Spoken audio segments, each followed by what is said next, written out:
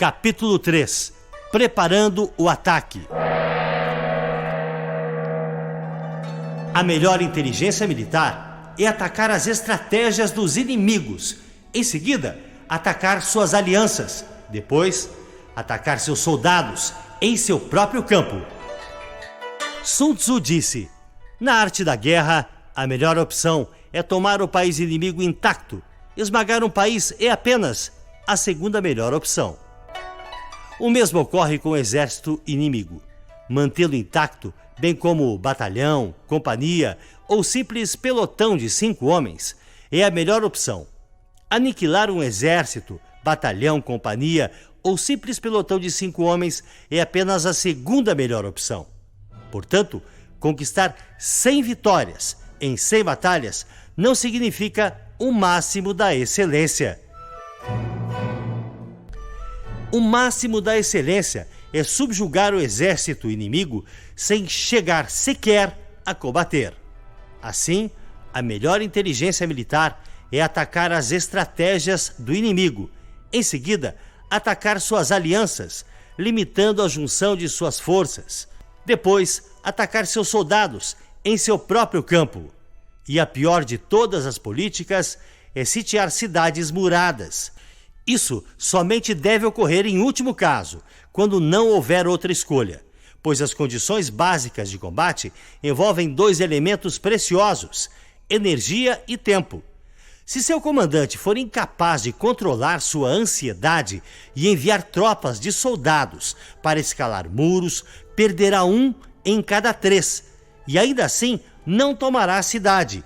Esse é o tipo de calamidade que acontece quando se tenta sitiar uma cidade murada. Existem algumas máximas que devem ser consideradas antes de pensar em sitiar cidades e ganhar batalhas. O primeiro de seus cuidados deve ser conservar os domínios do país que serves.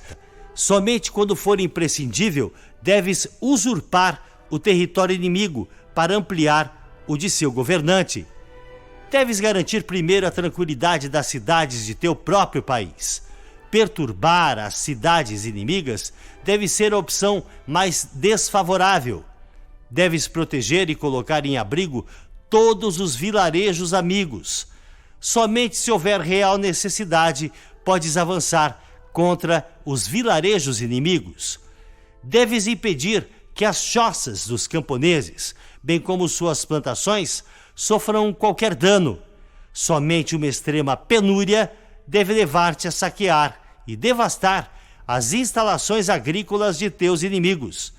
Deves ter como objetivo buscar a perfeição, tentando conservar intactos os domínios dos inimigos. Somente destruí-lo em caso de extrema necessidade. O comandante que age assim tem a conduta comparada à dos mais virtuosos personagens da história, cujas obras buscam a produção e a conservação e não a destruição. O comandante habilidoso submete seu inimigo sem partir para a batalha. Derrota seu reinado sem operações de campo muito extensas.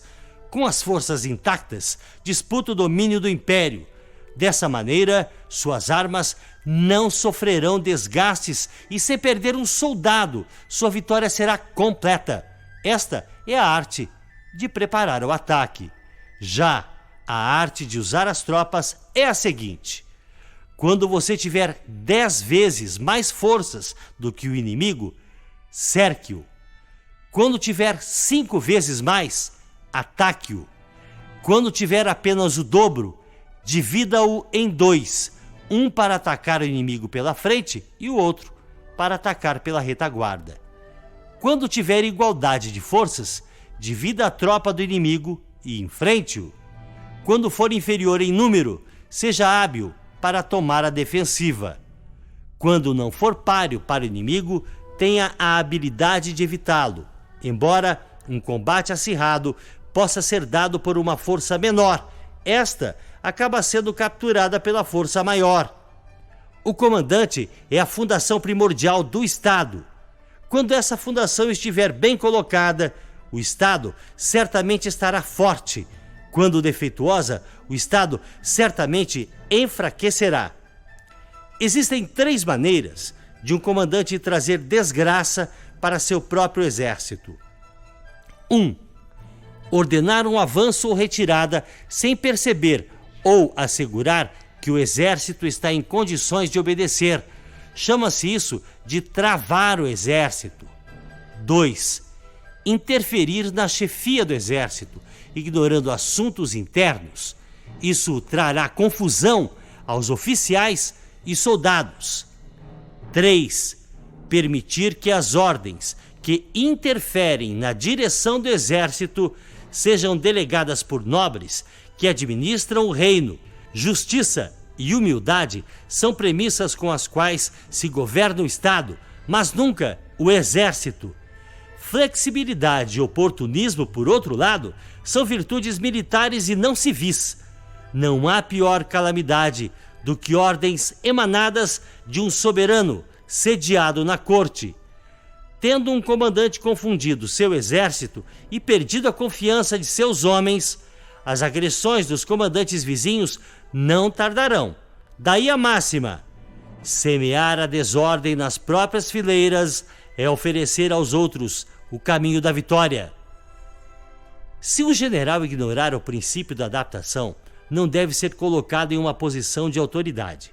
Um hábil empregador de homens usará o prudente, o bravo, o cobiçoso e o burro, pois o prudente terá prazer em aplicar seu mérito, o bravo, sua coragem em ação, o cobiçoso é rápido em tirar vantagens e o burro não teme a morte. Assim, há 5 fatores que permitem prever qual lado sairá vencedor. 1. Aquele que sabe quando deve ou não lutar conquistará a vitória. 2.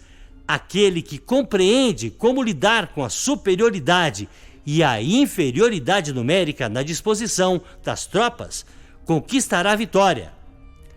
3. Aquele que possuir superiores e subordinados unidos conquistará a vitória. 4.